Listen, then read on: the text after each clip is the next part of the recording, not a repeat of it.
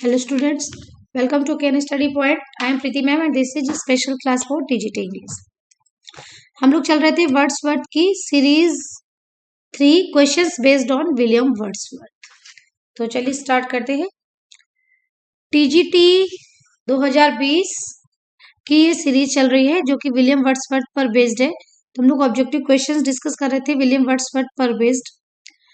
तो आज से स्टार्ट करते हैं. Question number 91. Just for handful of silver he left us. कि मुट्ठी भर पैसों के लिए, just for handful of silver, वो हमें छोड़कर चले गए. Just for a riband to stick in his coat. This lines are about Wordsworth. ये वर्ड्सवर्थ के बारे में लाइन है. हु रोट, किसने लिखी थी? तो हम लोगों ने इसको पहले ही पढ़ा था कि ये लाइन लिखी थी रॉबर्ट ब्राउनिंग ने, जिसे शॉर्ट में ब्राउनिंग लिखा हुआ है. और किसमें लिखी थी? In the lost leader. इनकी एक रचना थी द लॉस्ट लीडर. उसमें रॉबर्ट ब्राउनिंग ने लिखा था just for handful of silver he left अस. तो सभी बच्चे इस बात को अच्छी तरह से तैयार कर ले कि just for handful of silver he left अस किसने लिखा था? रॉबर्ट ब्राउनिंग ने लिखा था. किसमें लिखा था? द लास्ट लीडर में. तो ये इस तरह से रॉबर्ट ब्राउनिंग करके क्वेश्चन आ भी सकता है, नहीं भी आ सकता है. क्वेश्चन इस तरह से भी आ सकता है कि ये लाइन किस पोएट्री से ली गई है, नेम ऑफ द पोएम, तो the last leader. Next question. Wordsworth is not always melodious. Wordsworth हमेशा मेलोडियस ही नहीं थे. दैट इज सेल्डम ग्रेसफुल थे एंड ओनली ओकेजनली इंस्पायर्ड. और कभी कभी ही, ओकेजनली ही वो इंस्पायर्ड थे. तो ये इनके बारे में किस स्टेटमेंट है कि वर्ड्सवर्थ ऑलवेज मेलोडियस नहीं थे, that is seldom graceful and only occasionally inspired. तो ये स्टेटमेंट किसने बोला था? विलियम जे लॉन्ग ने बोला था. तो आप जहां पे विलियम वर्ड्सवर्थ की स्टेटमेंट नोट कर रहे हैं, विलियम वर्ड्सवर्थ के को लेकर के जो क्रिटिक्स ने स्टेटमेंट दिए हैं, उनको जहां पे आप नोट करें, वहां पे विलियम जे लॉन्ग का एक इनका क्रिटिसिज्म ही है एक प्रकार से.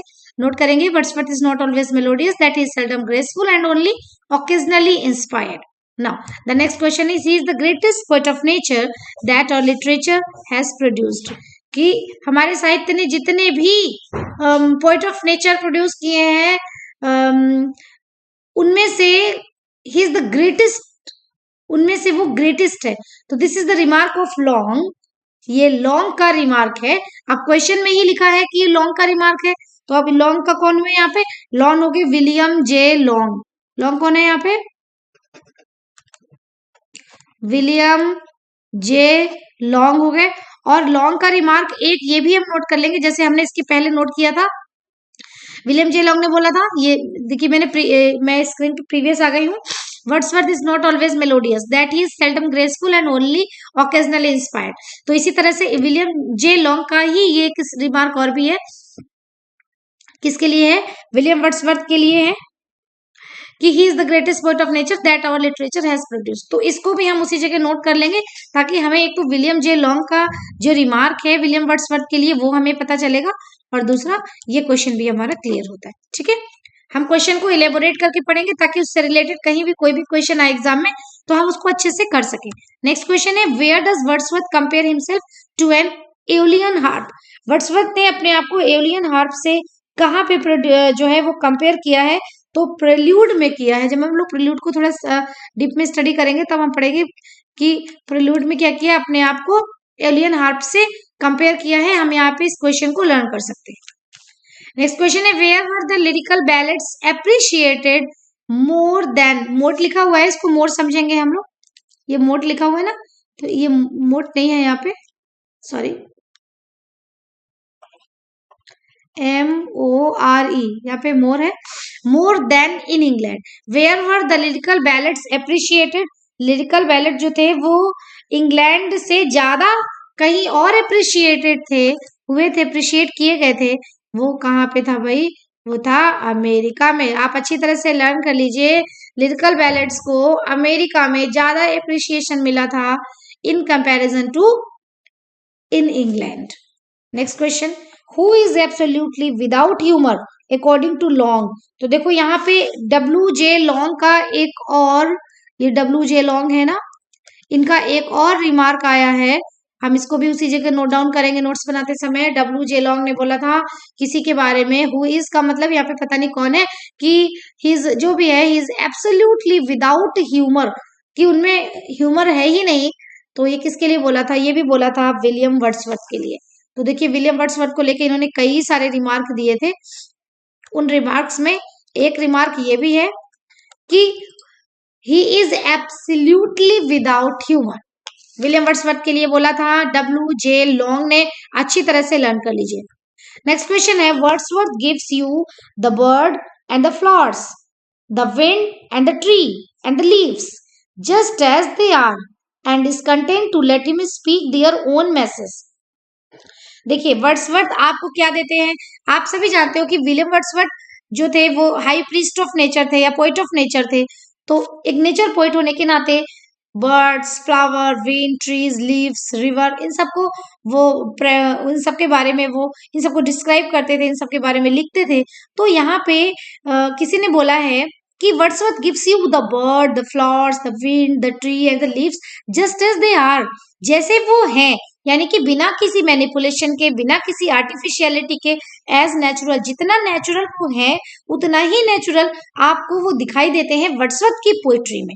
ठीक है, and is content to let them speak their own message. ऐसा लगता है जब वो बर्ड के बारे में बोलते हैं कि बर्ड ऐसा कहती है, तो हमें लगता है कि कोई पोएट नहीं कह रहा बल्कि बर्ड खुद कह रही है। जब वो किसी पोइट्री में फ्लावर के बारे में कहते हैं कि फ्लावर ऐसा फील कर रहा है या फ्लावर ऐसा कह रहा है, तो पढ़ने वाले को ऐसा लगता है कि वास्तव में पोएट नहीं फील कर रहा है बल्कि फ्लावर ही फील कर रहा है। या इस तरह से ट्री, लीव्स, ये सबके बारे में। तो कंटेंट ऐसा लगता है कि वो खुद बोलने जा रहा है। ठीक है, दियर ओन मैसेज, अपनी मैसेज को वो खुद बोलने जा रहा है, ऐसा लगता था। तो ये इतनी बड़ी बात जो थी वो वर्ड्सवर्थ के बारे में किसने कही थी? तो यहाँ पे भी आंसर है लॉन्ग।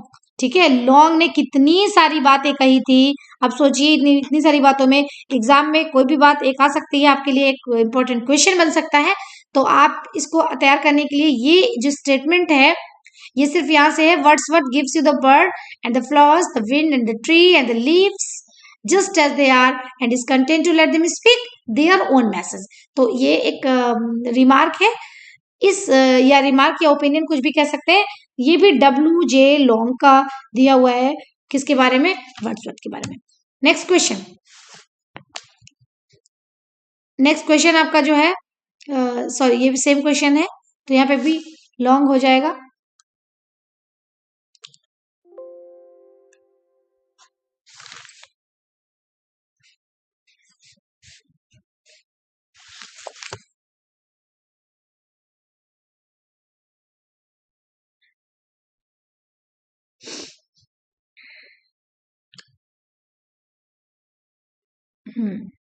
तो ये यहाँ पे आपका हो जाएगा आंसर नंबर डी।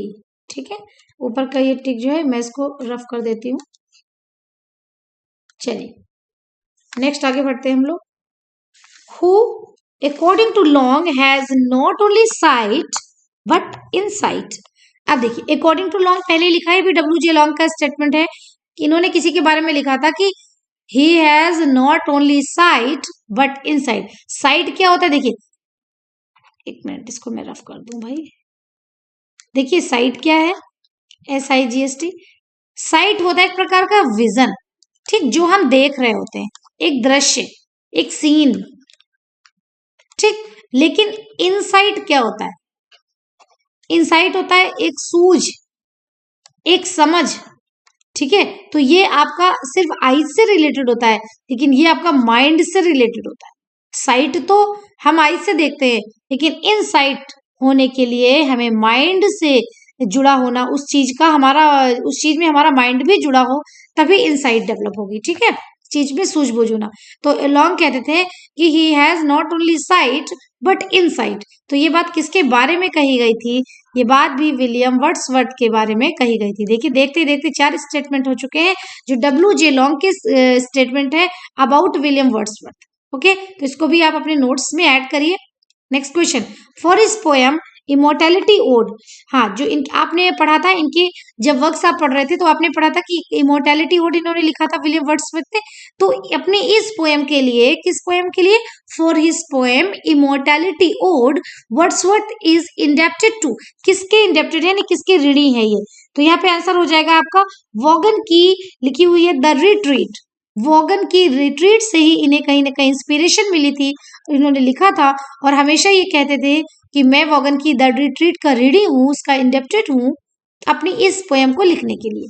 ठीक है, next question, who suggest a return to natural and simple living as the only remedy for human wretchedness. देखिए, ह्यूमन रेचर्डनेस का मतलब होता है जो मानवीय समस्याएं हैं, जो सफरिंग्स हैं लोगों की। तो किसने ये सजेस्ट किया था कि return to nature and natural and simple living, कि अगर हम प्राकृतिक जीवन में आ जाएं, सरल जीवन की ओर वापस लौटे, तो ये मानव की समस्याओं का एक का द ओनली रेमेडी है, मतलब एक अकेला इसके लिए एक रामबाण है, एक उपाय है। तो ये बात किसने कही थी, ये बात तो वही कह सकता है जो खुद नेचर में बहुत ज्यादा बिलीव करता हो और उसकी पोइट्री में भी उसका लव ऑफ नेचर बहुत ज्यादा दिखता हो, ऐसे पोइट विलियम वर्ड्सवर्थ ही है। So the correct answer is here William Wordsworth. एक बार फिर से क्वेश्चन को पढ़ूंगी, who suggest a return to nature and simple living as the only remedy for human wretchedness। तो यहाँ पे आंसर हो जाएगा William Wordsworth. Next, the only love sonnet of William Wordsworth is, यहाँ पे वर्ड्सवर्थ का जो केवल वर्ड्सवर्थ ने एक ही लव सोनेट लिखा था, वो भी था वाई आर्ट दाउ साइलेंट। यहाँ पे आर्ट का मतलब आर से होता है, सभी बच्चे समझ लें, और दाउ का मतलब यू से होता है। ठीक है, और जब टी एच डबल ई दी होता है तो उसका मतलब दे से होता है। तो ये छोटी छोटी चीजें हम समझ जाएंगे। Why are thou silent means अगर हम लोग अपनी लैंग्वेज में लिखे तो हम लिखेंगे कि वाई आर यू साइलेंट। तो खैर यहाँ पे वाई आर दाउ साइलेंट जो है वो ओनली लव सोनेट है विलियम वर्ड्सवर्थ का। एक ही सोनेट इन्होंने लिखा था जो लव सोनेट था, और उसका टाइटल था वाई आर दाउ साइलेंट, तुम चुप क्यों हो। Next, the poem happy warriors is partly a commemoration on the death of, जो इन्होंने एक पोएम लिखी थी हैप्पी वॉरियर। तो ये जो हैप्पी वॉरियर जो इनका पोएम थी वो पार्टली क्या थी, एक कोमेमोरेशन थी किसकी डेथ पे, तो जॉन वर्ड्सवर्थ की डेथ पे। ठीक है, जॉन वर्ड्सवर्थ इनके ब्रदर थे। ऑप्शन नंबर ए, आपने शुरुआत की क्लास में पढ़ा था कि इनके जो ब्रदर थे उनकी डेथ एक शिपरेक से हुई थी, आपको याद होगा। तो जो इनके भाई की मृत्यु का इनके ऊपर बहुत प्रभाव पड़ा था, और तब इन्होंने एक पोएम लिखी थी हैप्पी वॉरियर। ये जो है एक कोमेमोरेशन है on the death of his brother John Wordsworth. Next question है, which is Wordsworth first volume of poetry. Wordsworth की पहली वॉल्यूम ऑफ पोइट्री जो है वो कौन सी है, वो है डिस्क्रिप्टिव स्केचेस। वो क्या है बेटा, डिस्क्रिप्टिव स्केचेस इनकी फर्स्ट वॉल्यूम ऑफ पोइट्री है। Coleridge was Wordsworth friend, Coleridge जो थे वो वर्ड्सवर्थ के मित्र थे। ही डाइड इन, तो यहाँ पे आपका कोलरिज की डेथ पूछी गई है, तो यहाँ पे है 1834 1834। ठीक है, 1834। Wordsworth, Coleridge and Southey are famous as the poet of. Wordsworth थे ये William Wordsworth, Coleridge S T. Coleridge, और साउथी रॉबर्ट साउथी। तो वर्ड्सवर्थ, कोलरिज और साउथी जो थे वो फेमस थे किस रूप में, इनको बोलते थे लेक पोएट या लेक डिस्ट्रिक्ट। तो यहाँ पे ऑप्शन में लेक डिस्ट्रिक्ट लिखा हुआ है, so this is the right answer here. अगर यहाँ लेक पोएट लिखा होता, लेक पोएट इसलिए नहीं लिखा हुआ है क्योंकि पहले ही क्वेश्चन में लिखा है एज द पोएट्स ऑफ, तो as the poets of Lake District, या फिर अगर पोएट ऑफ ना लिखा होता तो नीचे लिखा होता as the lake poet. Okay, तो हमको कुल मिला के लेक पोएट या लेक डिस्ट्रिक्ट के poet, the poet of Lake District learn करना है। तीन थे, वर्ड्सवर्थ, कोलरिज एंड साउथी, ये तीन इंपॉर्टेंट थे। Okay, next, the prelude is said to be the, जो प्रेल्यूड है इसको क्या कहा जाता है, इसको कहा जाता है कि वर्ड्सवर्थ की स्पिरिचुअल ऑटोबायोग्राफी है। ठीक है, तो option number A is right here. आप अच्छी तरह से लर्न कर लेंगे स्पिरिचुअल ऑटोबायोग्राफी ऑफ वर्ड्सवर्थ, यानी वर्ड्सवर्थ की लाइफ में जो स्पिरिचुअलिटी थी वो कैसे आई, फिर कैसे वो मेंटेन हुई, कैसे डेवलप हुई, ये जो एक प्रकार का डिस्क्रिप्शन है ये प्रिल्यूड में उन्होंने किया है। तो हम इसको बायोग्राफिकल स्केच नहीं बोलेंगे या साइकोलॉजिकल ऑटोबायोग्राफी भी नहीं बोलेंगे, सेमी स्पिरिचुअल ऑटोबायोग्राफी बोलेंगे। Okay, next question. Lyrical ballads came in, lyrical ballad कब आया था आप सभी जानते हैं। लिरिकल बैलेड 1798 में लिखा गया था और 2 साल बाद 1800 में वो पब्लिश हुआ था। तो केम इन कब आया था? 1800 में। Option number C is right here. Preface to lyrical ballad, sorry बेटा, एक मिनट, ये प्रीफेस ही हो गया है, इसको मैं रफ कर रही हूँ। लिरिकल बैलेड स्टार्ट जब आया था सबसे पहले तो वो 1798 में ही आया था। ये क्वेश्चन हमने दूसरा पढ़ा, शायद गलती से हो गया है, 1798 में आया था। अब उसकी जो प्रीफेस थी वो कब आई थी? तो उसकी प्रीफेस आई थी 2 साल बाद, यानी कि 1800 में। ठीक है, 1798 में लिरिकल बैलेड आया और उसकी जो प्रीफेस आई थी वो आई थी 2 साल बाद 1800 में। नेक्स्ट क्वेश्चन है, in the preface to the lyrical ballads, जो प्रीफेस लिखी गई है लिरिकल बैलेड की, उसमें Wordsworth examines a sonnet of Gray, उसमें वर्ड्सवर्थ ग्रे बोले तो थॉमस ग्रे के किसी एक सोनेट को एग्जामिन करते हैं। तो वो कौन सा सोनेट है? तो वो सोनेट है on the death of Richard West. Option number 1, on the death of Richard West. याद रखेंगे, लिरिकल बैलेड की प्रीफेस में विलियम वर्ड्सवर्थ एक सोनेट को एग्जामिन करते हैं, वो थॉमस ग्रे का सोनेट था on the death of Richard West. Next, a poet is a man speaking to man, जो पोएट होता है वो एक मैन होता है जो कि दूसरे मैन से बोल रहा होता है या उनसे बात कर रहा होता है। तो a poet is a man speaking to man, ये वर्ड जो हु सेड, किसने बोला था ये? तो ये वर्ड्सवर्थ का ही स्टेटमेंट है, यानी अबाउट वर्ड्सवर्थ नहीं है, but Wordsworth is speaker here, यहाँ पे वर्ड्सवर्थ ही इस बात को कह रहे हैं। Next, this spiritual love acts not nor can exist without imagination. कह रहे जो स्पिरिचुअल लव होता है वो कभी भी एग्जिस्ट नहीं कर सकता बिना इमेजिनेशन के, which in truth is but another came for absolute power and clearest insight, amplitude of mind and reason in her most exalted mood.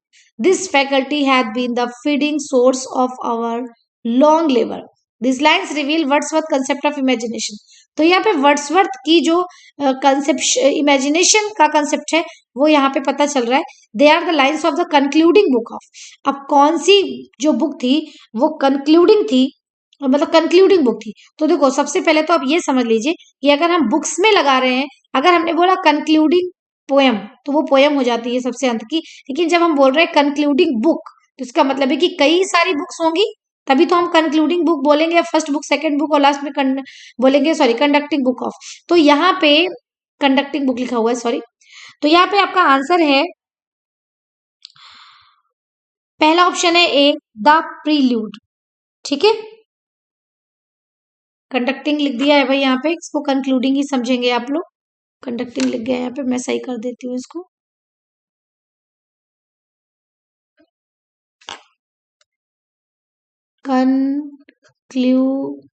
इसको कंक्लूडिंग ही समझना। तो यहाँ पे आंसर क्या आ जाएगा? The prelude. ठीक है, next, no pleasant image of trees of sea or sky, no colors of green field, but huge and mighty forms that do not live like living men. ये वर्ड्सवर्थ ने कहाँ पे लिखा है? ये भी द प्रिल्यूड में लिखा है, बुक 1 यानी ऑप्शन नंबर ए। तो प्रिल्यूड में कितनी किताबें आपने पढ़ा था ना? प्रिल्यूड में पढ़ा था आपने 14 किताबें हैं। पहली किताब की ये लाइन्स है।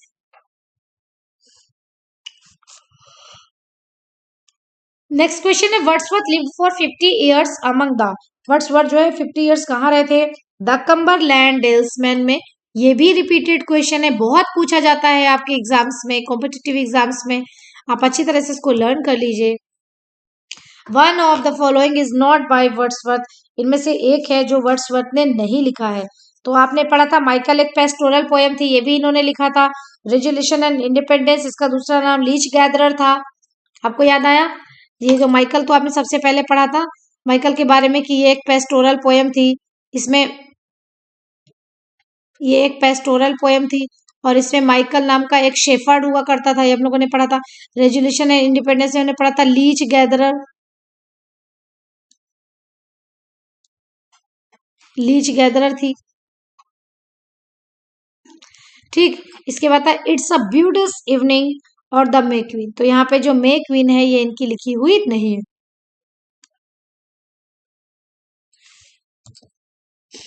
Option number D.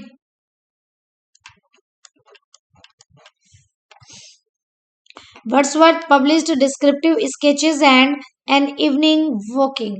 तो इन्होंने अपना डिस्क्रिप्टिव स्केचेस और इवनिंग वॉकिंग इसको एक ही साथ पब्लिश किया था। तो ये कब इन्होंने अपना पब्लिश करवाया था?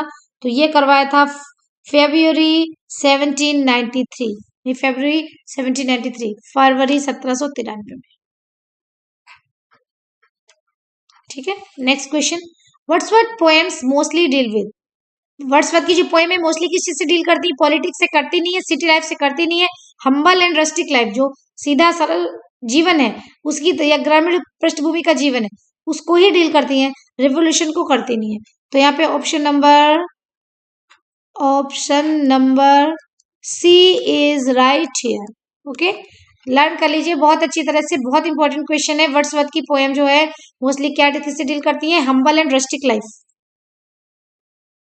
अब देखिए वर्ड्सवर्थ पोएम्स, वर्ड्सवर्थ की जो पोएम है मोस्टली डील विद, एक मिनट, ये तो आपका सॉरी ये क्वेश्चन का ये ऑप्शन किसी और क्वेश्चन के होगा, शायद ये गलत है बेटा, इसको आपको नहीं पढ़ना है। ठीक है, आगे बढ़ते हैं। टिंटन नेवे क्या है भाई? टिंटन नेवे एक इन्होंने कई सारे ऑप्शन दिए, मैं सही ऑप्शन आपको बताऊंगी। ये एक ड्रामेटिक लिरिक है, यानी कि ऑप्शन नंबर बी।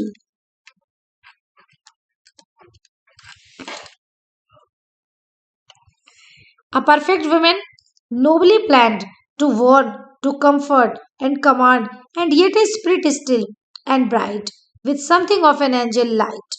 ये लाइंस किसकी ली गई हैं? She was a phantom of delight. Option number D. She was a phantom of delight. Her eyes as stars of twilight fair, like twilight to her dusky hair. अभी ये किसी लड़की के बारे में ये कह रहे हैं कि उसकी जो आईज थी वो स्टार्स ऑफ ट्विलाइट फेयर थी, like twilight's too her dusky hair. तो ये लाइन इन्होंने किसका है ना, और आगे भी बोला था ये लाइन कहाँ से ली गई है? This lines are from the poem she was a phantom of delight. अभी ऊपर हम लोगों ने इसको पढ़ा था। तो ये किसके बारे में है? तो इसमें आप डोरोथी मत लिख देना, ये अपनी बहन के बारे में ऐसा नहीं बोल रहे थे, ये बोल रहे थे मैरी हचिंसन के बारे में। Option number A. ठीक है, मैरी हचिंसन के बारे में इन्होंने बोला था। आप आईज देखते ही ये मत टिक कर देना, वो जो आईज वाला था डोरोथी वर्ड्सवर्थ के लिए जो बोला था उसमें लिखा था she give me years, she give me eyes and tender care, वो था, ये अलग है। Next question, William Wordsworth was in 1791 in France, where he was witness to the middle stages. जब वो 1791 में फ्रांस में थे तो वहां पे वो मिडिल स्टेजेस के लिए विटनेस थे। तो वो कौन सी चीज थी वहां पे? देखो, पहला तो फ्रेंच पोइटिक प्रैक्टिस या फ्रेंच ड्रामा या फ्रेंच कल्चर एंड आर्ट या फ्रेंच रिवोल्यूशन। तो फ्रांस की क्रांति आपने पढ़ा होगा, फ्रांस की क्रांति के वो क्या रहे थे? विटनेस रहे थे वहां पे, जब क्योंकि वो वहां पे रुके हुए थे। तो यहाँ पे option number D is right answer here. France की क्रांति को इंग्लिश में क्या बोलते हैं? The French revolution. Next question, देखिए वही क्वेश्चन आगे मैं पहले भी आपको समझा रही थी। She give me eyes, she give me ears and humble care and delicate fears, a heart. ये बस ये दो लाइन से आप याद रखेंगे, पूरा याद करिए, ये ना करिए, आपको याद रहेगा कि उसने मुझे आईज दी, उसने मुझे ईयर्स दिए, उसने मेरी केयर की, and delicate fears, a heart, the fountain of sweet tears and love and hope and joy. तो ये लाइन्स किसकी रेफरेंस में लिखी गई है? Dorothy Wordsworth. ठीक है, option number C is right answer here. Dorothy Wordsworth के बारे में उन्होंने कहा था, बस इतनी लाइन याद रखेंगे, पूरी नहीं। क्या? She gave me eyes, she gave me ears and humble cares and delicate fears. ये 2 लाइन लर्न करेंगे, डोरोथी वर्ड्सवर्थ के लिए इन्होंने बोली थी। Next, the excursion dated 1814 marks the beginning of. तो आपने पढ़ा था, पहले भी पढ़ चुके हैं, एक्सकर्सन की शुरुआत होती है, और किसकी शुरुआत होती है? वर्ड्सवर्थ की जो पोएटिक जीनियस थी वो धीरे धीरे से खत्म होने लगी, धीरे धीरे से जाने लगी। तो option number B is right answer here.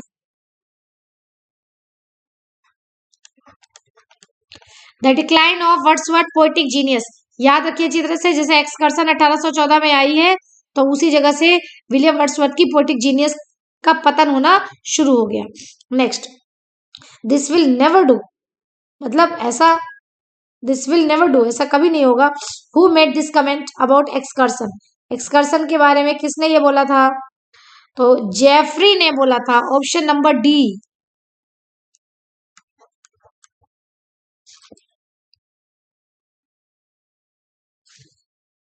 In the poem she was a phantom of delight, एक पोएम थी ना, she was a phantom of delight, तो वर्ड्सवर्थ किसे सेलिब्रेट करते हैं इस पोएम में? तो अभी अभी आपने इसकी एक लाइन पढ़ी थी और आपने पढ़ा था कि ये किसको कही है, अपनी बहन को तो कहा नहीं, तो उन्होंने किसको बोला था? मैरी हचिंसन को, जो कि इनकी पत्नी थी। तो सीधे सीधे वो पोएम थी ना, she was a phantom of delight, तो यहाँ पे बोला गया है कि in the poem she was a phantom of delight Wordsworth celebrates, किसको सेलिब्रेट करते हैं? His wife Mary. हचिंसन नहीं लिखा है तो क्या हुआ? इतना तो पता है कि अपनी पत्नी मैरी की बात कर रहे हैं। ठीक, next,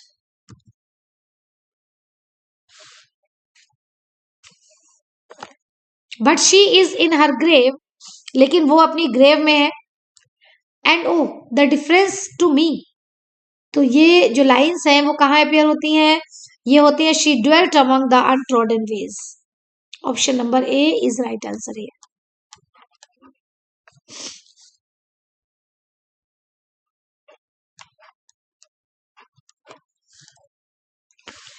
She dwelt among the untrodden ways, strange fits of passion have I known. A slumber did my spirit seal, and 3 years she grew in sun and shower. Are the 4 poems of Wordsworth Lucy poems. One poem was added later. अच्छा, एक poem जो थी वो बाद में add की गई थी, वो कौन सी पोएम थी जो लूसी पोएम में ऐड की गई थी बाद में? ठीक है, 1801 में। तो वो पोएम का नाम क्या था? I travelled among unknown men, अनजाने व्यक्तियों के साथ मैंने ट्रैवल किया।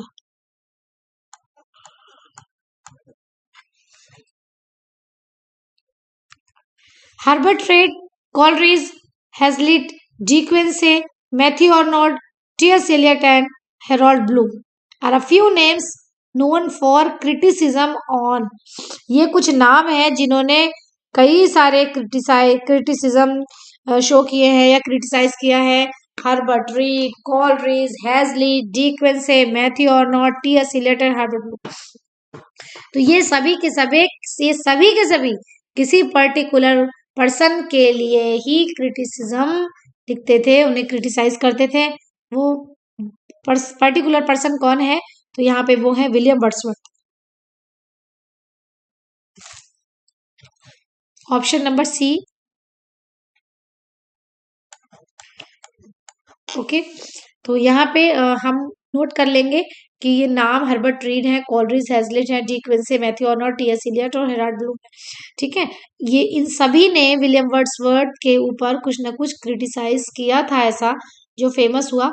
इसलिए इनके नाम इस बात के लिए फेमस हैं कि मतलब these are a few names known for criticism on Wordsworth, Wordsworth के ऊपर क्रिटिसाइज किया था इन्होंने, इसलिए ये लोग फेमस है। तो thanks for watching the class. I hope कि आपको क्लास अच्छी लगी होगी। अगर आपका कोई सुझाव है तो उसे आप प्लीज जरूर दें। अगर आपने चैनल को सब्सक्राइब नहीं किया है तो प्लीज चैनल को सब्सक्राइब कर लें और वीडियो को लाइक जरूर करें, और अगर कोई सजेशन है तो उसे जरूर दें। Thank you.